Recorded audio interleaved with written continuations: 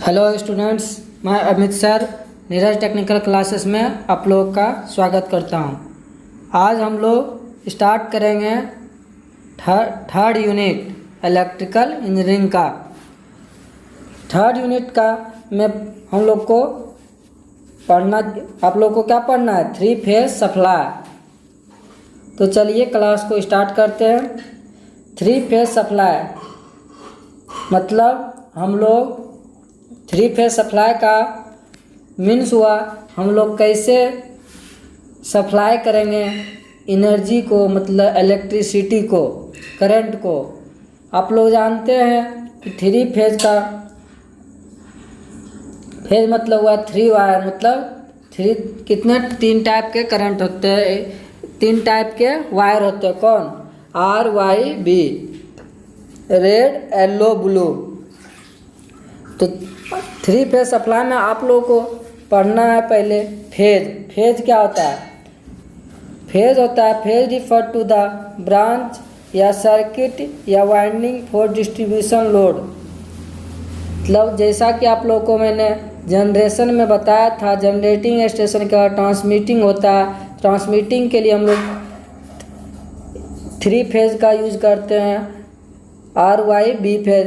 तो किस तरह से वो ट्रांसफ़र होगा, उसका फेज क्या होगा, वो हम लोग को पढ़ना है। फेज का मीन्स हो गया, मान लीजिए आप वोल्टेज है फिर करंट है, तो वो वोल्टेज और करंट के बीच में जो एंगल होता है वही मेरा फेज कहलाता है। वोल्टेज और लाइन वोल्टेज वो फेज एंगल कहलाता है। वोल्टेज और करंट के बीच में फेज कहलाता है लाइन वोल्टेज और फेज वोल्टेज। जैसा कि आप लोग 3 फेज में टोटल जो एंगल होता है वो टोटल एंगल कितना बताए थे बेसिक क्लास में आप लोग को? साइन वेव का यहाँ क्या था? 0 से पाई और 2 पाई, तो 360 डिग्री। टोटल इलेक्ट्रिकल कितना होता है? Electrical 360 degree. तो यहाँ 360 डिग्री है, तो 3 फेज में हम लोग का एक फेज का एंगल कितना हो जाएगा? 360/3, तो कितना हो गया? 120 डिग्री। तो 120 डिग्री जो आ रहा है ये सिंगल फेज का आ रहा है। तो ये इसी तरह सिंगल एक फेज में लाइन वोल्टेज होता है और 3 फेज में आपका ये 120 डिग्री ये एंगल हो गया RYB। तो R और Y के बीच ये जो रहेगा ये आएगा लाइन वोल्टेज, और हर एक फेज में जो इंडिविजुअल वोल्टेज होगा वो क्या कहलाता है? Phase voltage. तो वही हर एक फेज में जो वोल्टेज आता है वही हमको बोलते तो फेज वोल्टेज। ये इसका फेज वोल्टेज का जो होता है उपयोग मशीन में, ट्रांसफार्मर में, डिस्ट्रीब्यूशन लोड में होता है। आगे आप लोग का 3 फेज सिस्टम। 3 फेज सिस्टम वही है जो आप लोग इलेक्ट्रिकल एंगल कितना 360 डिग्री, 300 हर एक फेज का कितना एंगल होगा वही कहलाता है 3 फेज सिस्टम। फेज को हम लोग इस तरह से डिनोट करते हैं। In 3 phase system magnitude and frequency of AC voltage या some phase difference with respect to each other. हर एक वोल्टेज के बीच के डिफरेंस को जो हम लोग दिखाते हैं वही मेरा कहलाता है 3 फेज सिस्टम। ठीक है। अब उसकी हमको ज़रूरत क्यों पड़ा? तो उसका ज़रूरत हैवी लोड में, इंडस्ट्री एरिया में हम लोग सिंगल फेज से काम नहीं होता है, हम 3 फेज सप्लाई लेते हैं तो उसमें ज़रूरत पड़ता है। ग्रेटर पावर डेंसिटी का मतलब हुआ जब आप लोग को मैंने AC मशीन पढ़ाऊँगा तो उसमें आप लोग देखिएगा कि उसमें वोल्टेज जो रहता है उसका जो EMF इक्वेशन आता है फ्लक्स पे भी डिपेंड करता है। तो वही फ्लक्स बराबर क्या होता है formula? Flux density into area. तो यही डेंसिटी का मतलब हुआ कितना डिग्री का एंगल बना के वो क्या आएगा फेज और लाइन वोल्टेज और फेज वोल्टेज, मतलब सिंगल फेज 3 फेज सप्लाई आपको पोली फेज बोल सकता है। तो एक फेज में कितना आएगा वही वो सब में हम लोग को सहायता होता है, इसलिए वहाँ पे ज़रूरत पड़ता है। अब देखिए थ्री फेज सप्लाई का एडवांटेज क्या है। थ्री फेज सप्लाई का एडवांटेज हो जाएगा ग्रेटर आउटपुट, क्या ग्रेटर, इसमें जो है आपका आउटपुट ज़्यादा मिलेगा। Rotating magnetic field can be generated, rotating magnetic field generate करने के लिए मशीन में हम लोग को थ्री फेज में बहुत आसानी से हो जाता है। बैलेंस, लोड को बैलेंस करने के लिए आसानी होता है। ट्रांसमिशन के में तो आपको बताया है कि ट्रांसमिशन लोड में ये हम लोग बहुत हेल्पफुल होता है और यह सस्ता पड़ता है, इकोनॉमिकल होता है, मतलब हम लोग इसे आसानी से इंस्टॉल कर सकते हैं। अब थ्री फेज सप्लाई का टाइप क्या है। थ्री फेज सप्लाई का दो टाइप है, स्टार कनेक्शन और डेल्टा कनेक्शन। या तो स्टार कनेक्टेड भी बोल सकते हैं, डेल्टा कनेक्शन होता है। स्टार कनेक्शन और डेल्टा कनेक्शन, स्टार को हम लोग इस तरह से डिनोट करते हैं या फिर इस तरह से डिनोट करते हैं, और डेल्टा को हम लोग ट्रायंगल के से डिनोट करते हैं। अब आइए बात करते हैं स्टार कनेक्शन की। तो स्टार कनेक्शन किस तरह होता है वो आप लोग यहाँ पे देखिए। ये है स्टार कनेक्शन, या तो इसको आप लोग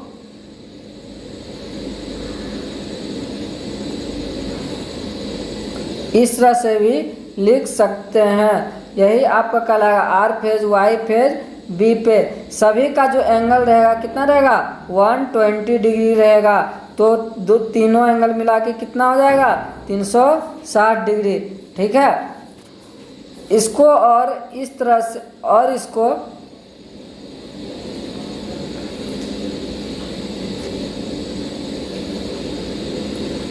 इस तरह भी डिनोट कर सकते हैं। ठीक है, और डेल्टा कनेक्शन होता है, ये हुआ डेल्टा कनेक्शन। यहाँ पे ये आप लोग को जो डब्बा दिख रहा है इसको जेड इम्पीडेंस बोलते हैं।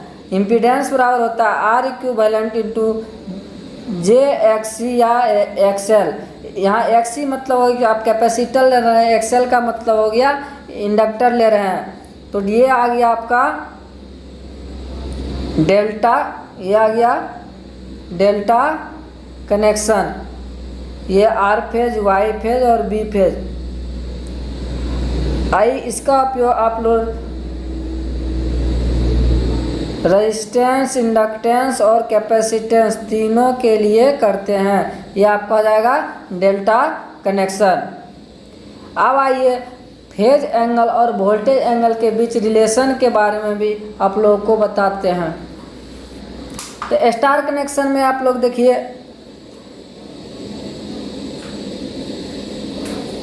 स्टार कनेक्शन में इस तरह का स्टार कनेक्शन है। ये आपको न्यूट्रल, स्टार कनेक्शन में थ्री फेज 4 वायर होता है, एक ये न्यूट्रल है। ठीक है, तो ये आपका आर फेज है, वाई फेज, ये बी फेज। यहाँ से देखिए जब ये आर फेज हुआ तो ये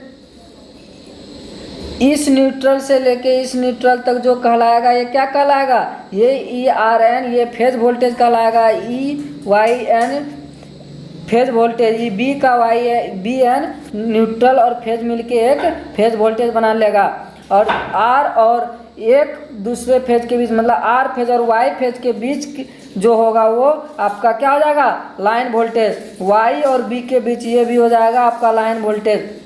फिर आर और बी के बीच ये भी आपका क्या हो जाएगा, लाइन वोल्टेज। ठीक है, इसका फेजर डायग्राम भी समझिए। आप देखिए ये जो पी डी का potential difference between lines R और वाई का क्या था, V R Y. V R Y को हम लिख सकते हैं E R minus Y N. वो कैसे लिखेंगे, वो देखिए ये क्या है आर और ये वाई फेज। तो ये इसका आप मिरर इमेज बनाइएगा तो इस तरह से आएगा। तो ये आ जाएगा माइनस भी वाई, क्या आ जाएगा भी वाई। इसका मिरर इमेज बनाइएगा तो भी बी माइनस में, इसका मिरर इमेज बनाइएगा तो माइनस आर भी आई। ठीक है, अब आगे देखिए potential difference between Y and B. यहाँ पे देखिए वाई और बी के बीच, वाई और बी। तो अब आप लोग ऐसे भी वेक्टर में भी पढ़े होंगे ये चीज़। वेक्टर में जैसे मान लीजिए रहता है क्या, वेक्टर में आप लोग देखेंगे फोर्स के बारे में पढ़ेंगे, फोर्स ए बी मतलब फोर्स ए माइनस फोर्स बी। तो उसी तरह उससे भी आप लोग यहाँ पे रिलेट कर सकते हैं। ये लाइन के बारे में, ये जो है लाइन के बारे में बता रहा है, ये दो फेज के डिफरेंस को बता रहा है, वही कहलाता है फेजर डिफरेंस। फिर पोटेंशियल डिफरेंस बिटवीन बी और बी एंड आर मतलब बी फेज और आर फेज, ये दोनों के बीच ये बी वोल्टेज बी और आर फेज के बीच phase voltage B N and minus phase voltage R N, blue phase और वाई फेज। इसका फेजर देखिए आप लोग, ये आर फेज का है, ये वाई फेज का हो गया, ये आपका क्या हो गया बी फेज का। हर एक के बीच कितना डिग्री का एंगल है, 120 डिग्री का। कितना डिग्री का, 120 डिग्री का। 120 डिग्री का हर एक का जो है देखिए आप मिरर इमेज खींचिए। ये बी का जो मिरर इमेज खिंचाएगा ये खिंचाएगा क्या, ये मिरर इमेज। ये जो देखिए ये वाई का देखिए मिरर इमेज क्या हो जाएगा, ये हो जाएगा। और आर का मिरर इमेज क्या हो जाएगा, ये हो जाएगा। ठीक है, तो ये दोनों बी फेज और वाई फेज के बीच कितना डिग्री का एंगल था, 120 डिग्री। जब आप बीच में ये खींच दिए थे, इसके एंगल का बीच कितना हो गया, 60 डिग्री। अब ये दोनों के बीच में एक रिजल्टेंट खींचे, तो ये मेरा क्या आ जाएगा, बीच में रिजल्टेंट आ जाएगा। नहीं तो यहाँ पे देखिए ये क्या आ जाएगा, ये रिजल्टेंट आ जाएगा। तो रिजल्टेंट मेरा क्या आएगा, भी और बी आर, भी और बी वाई, भी और बी वाई यहाँ पे आया। यहाँ पे रिजल्टेंट क्या आ जाएगा, भी वाई भी है, यहाँ पे भी बी आर। वो कैसे आया, तो देखिए जब हम वाई का मिरर इमेज खींचे थे तो माइनस वाई एन, ये क्या आया, फेज आया था। इधर था क्या, ई आर एन। तो ये और ये दोनों के बीच में मेरा क्या आएगा, वोल्टेज बी आर और वाई के बीच, ये दोनों के बीच का इसका मिरर इमेज क्या, माइनस बी एन। तो minus B N E Y N, ये दोनों के बीच का इमेज क्या आएगा, भी वाई बी। रिजल्टेंट इसका भी बी आर वाई, ये रिजल्टेंट आ गया। तब ये जो पहले था 60 डिग्री डिवाइड हुआ था, ये रिजल्टेंट खींचने के कारण कितना डिग्री में हो गया, ये 30 डिग्री, ये भी 30 डिग्री। ठीक है, आगे देखिए वही हम जितना वहाँ आप लोग को बताया वही लिखे हैं। Consider the line R and Y के बीच का हम लाइन वोल्टेज और फेज वोल्टेज रिलेशन आपने को निकाल के बता रहे हैं।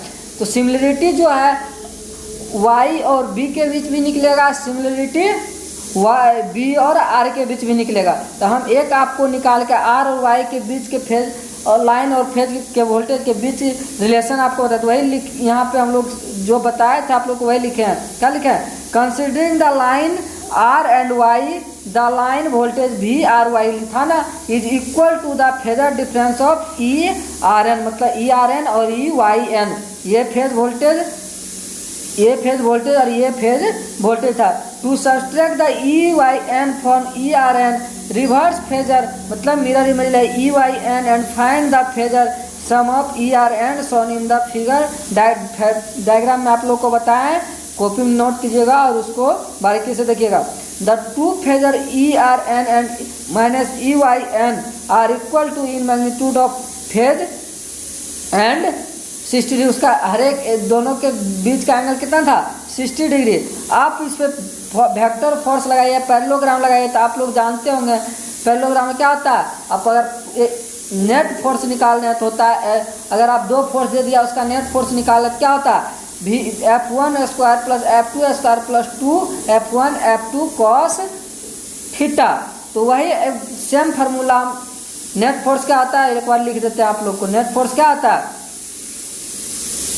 F1 square plus F2 square plus 2 F2 into cos theta. ये क्या होता है, अंडर रूट में होता है। तो यही फार्मूला सेम हम यहाँ लगाए हैं। तो पैरेललोग्राम के लाइन वोल्टेज बराबर क्या, लाइन वोल्टेज मेरा क्या था, भी और आर और वाई को माने तो आर और वाई।